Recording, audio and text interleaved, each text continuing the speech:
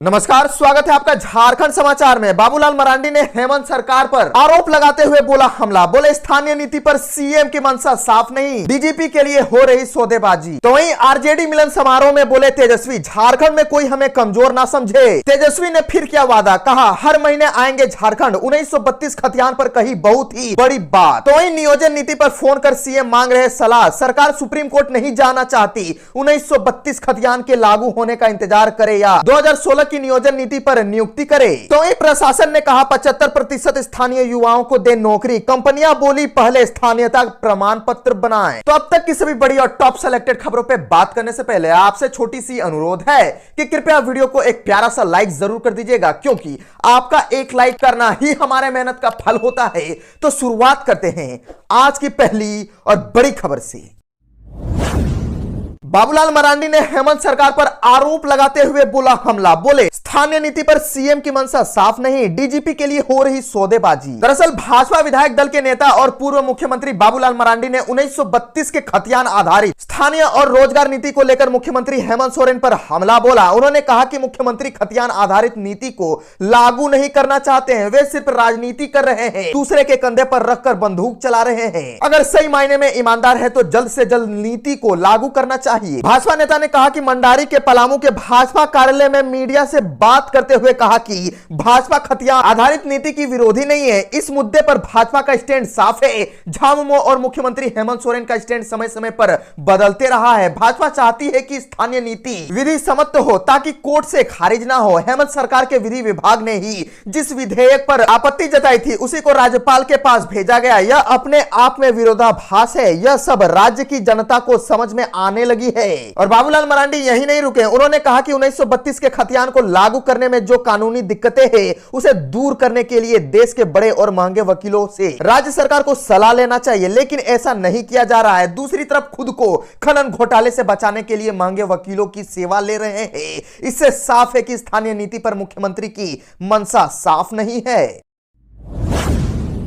तेजस्वी ने फिर किया वादा, कहा हर महीने आएंगे झारखंड। 1932 खतियान पर कही बहुत ही बड़ी बात। आरजेडी मिलन समारोह में बोले तेजस्वी, झारखंड में कोई हमें कमजोर ना समझे। दरअसल 2 दिवसीय झारखंड दौरे पर पहुंचे बिहार के डिप्टी सीएम तेजस्वी यादव ने अपने दौरे के दूसरे दिन रांची के हरमू स्थित कार्निवल मैदान में आरजेडी कार्यकर्ताओं को संबोधित किया। आरजेडी के द्वारा कार्यकर्ता मिलन समारोह का आयोजन किया गया था। आरजेडी कार्यकर्ताओं को संबोधित करते हुए बिहार के डिप्टी सीएम तेजस्वी यादव ने कहा कि झारखंड में कोई भी आरजेडी को बिल्कुल भी कमजोर ना समझे। तेजस्वी ने इस मौके पर बीजेपी पर जमकर हमला बोला। कहा कि जब से बीजेपी की हार झारखंड में हुई है तब से केंद्र की मोदी सरकार झारखंड के साथ सौतेला व्यवहार कर रही है। उन्होंने कहा कि लालू प्रसाद का एक ही लक्ष्य है कि देश में सांप्रदायिक और फिरका परस्त ताकतों को उखाड़ फेंकना है। इसके लिए चाहे जो कुर्बानी देनी पड़े वो पार्टी देगी। राष्ट्रीय जनता दल के नेता तेजस्वी यादव ने कहा कि आप संगठन को मजबूत बनाइए, चुनावी टिकट देने की जिम्मेदारी मेरी है। तेजस्वी यादव ने कहा कि भाजपा महाराष्ट्र में, मध्य प्रदेश में और अन्य जगहों पर लोकतांत्रिक व्यवस्था से चुनी गई सरकार को गिराने का खेला खेल रही थी। हमने बिहार में खेला पर भाजपा को सत्ता से बाहर कर दिया। राष्ट्रीय जनता दल के नेता तेजस्वी यादव ने कहा मुख्यमंत्री हेमंत सोरेन से मुलाकात कर जातीय जनगणना कराने की मांग की है, जिस पर उन्होंने सकारात्मक आश्वासन दिया है।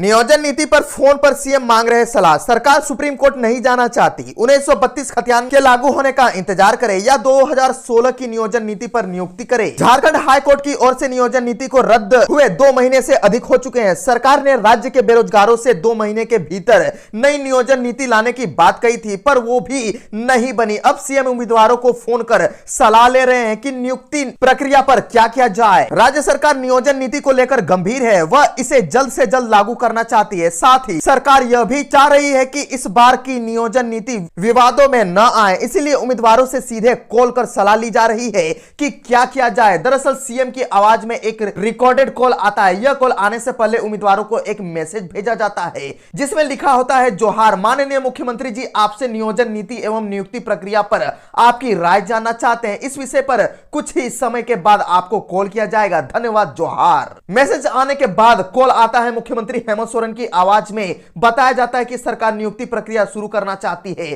पर नियोजन नीति के लिए सुप्रीम कोर्ट नहीं जाना चाहती। हमें क्या करना चाहिए? 1932 खतियान आधारित स्थानीयता नीति को 9वीं अनुसूची में शामिल होने का इंतजार करें या 2016 की नियोजन नीति के आधार पर नियुक्ति की जाए? Chief justice doctor Ravi Ranjan व जस्टिस सुजीत नारायण प्रसाद की खंडपीठ ने झारखंड सरकार की नियोजन नीति को रद्द कर दिया था। इससे पहले खंडपीठ ने 7 सितंबर 2022 को मामले में सुनवाई पूरी होने के बाद अपना फैसला सुरक्षित कर लिया था।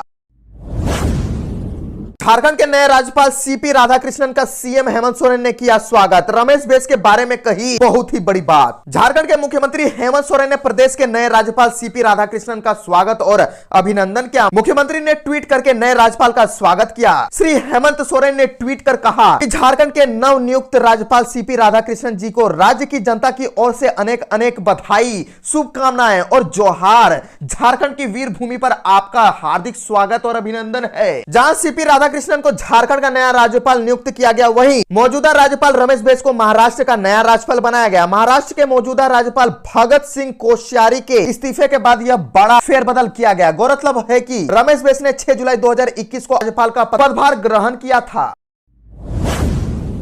प्रशासन ने कहा 75% स्थानीय युवाओं को दे नौकरी, तो वही कंपनियां बोली पहले स्थानीयता प्रमाण पत्र बनाएं। झारखंड के पूर्वी सिंहभूम में प्रशासन ने कंपनियों से कहा कि रिक्त पदों पर 75% स्थानीय युवाओं को रोजगार दे। इस पर कंपनियों के प्रतिनिधियों ने प्रशासन से कहा पहले स्थानीयता प्रमाण पत्र बनाने की प्रक्रिया तेज करे। ये बातें जमशेदपुर स्थित समाहरणालय सभागार में हुई, जब नियोजन अधिनियम 2021 एवं नियमावली 2022 पर जिला स्तरीय कार्यशाला का आयोजन किया गया। कंपनियों को इस दौरान राज्य के निजी क्षेत्र में स्थानीय उम्मीदवारों की नियुक्ति के प्रावधान के लागू करने के बारे में बताया गया। नियोक्ताओं ने कहा कि स्थानीयता प्रमाण पत्र बनवाने में आ रही समस्याओं और देरी के कारण नियुक्ति में प्रभावित हो रही है। अचल अधिकारी को इस प्रक्रिया में तेजी लाने का निर्देश दिया जाए। नियोक्ताओं ने इसके लिए अलग से पोर्टल बनाने का सुझाव भी दिया। साथ ही कहा कि नियमों का अनुपालन नहीं करने पर दंड के प्रावधान को खत्म किया जाए। कार्यशाला की अध्यक्षता DRDO निदेशक सौरभ सिन्हा ने की। कार्यशाला में करीब 200 प्रतिनिधि शामिल हुए।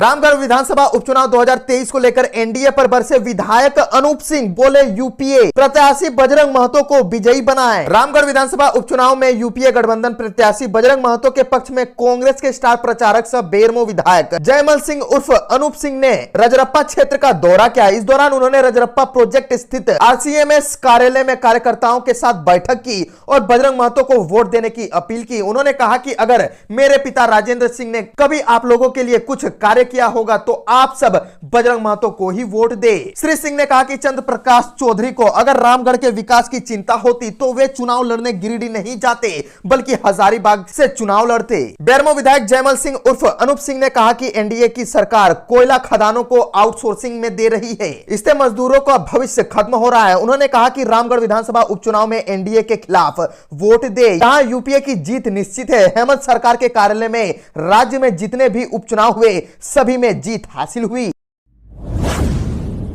तो वहीं झारखंड से एक बहुत बड़ी खबर आ रही है कि तमंचे की नोक पर दिन दहाड़े 65 लाख के गहनों की लूट। मामला रांची मेदिनी नगर का है, जहां मेन रोड पर मंडार के मिशन चौक के पास शंकर एंड सन्स ज्वेलर नामक दुकान में बाइक सवार अपराधियों ने दिन दहाड़े हथियार के बल पर नकदी समेत 65 लाख रुपए के जेवर लूट लिए। 3 अपराधियों ने 6 मिनट में इस पूरी वारदात को अंजाम दिया। घटना दिन के 2:30 बजे की है। पूरी घटना दुकान में लगे सीसीटीवी कैमरे में कैद हो गई है। लूट की सूचना मिलने के बाद पुलिस मौके पर पहुंची। आसपास इलाके में पुलिस की टीम ने नाकेबंदी भी की, मगर अपराधी भागने में सफल रहे। पुलिस अपराधियों की तलाश में जुटी हुई है। जानकारी के अनुसार प्रतिष्ठान के संचालक अभय कुमार सोनी ने बताया कि वह दुकान पर बैठे थे, तभी हेलमेट पहने 2 अपराधी दुकान के अंदर घुसे। हेलमेट उतारने की बात सुनते ही अपराधियों ने उन पर पिस्टल तान दी और जेवरात लूटने लगे। उसे एक बैग में भरवा लिया। घटना के वक्त दुकान में 2 व्यापारी भी चांदी का जेवर देने आए थे। अपराधियों ने उनका मोबाइल भी छीन लिया। गनों को बैग में भरकर हथियार लहराते हुए दोनों अपराधी बाहर निकले और पहले से बाइक स्टार्ट कर खड़े तीसरे अपराधी के साथ भाग निकले। लूट की इस घटना के बाद इलाके में दहशत का माहौल बना हुआ है।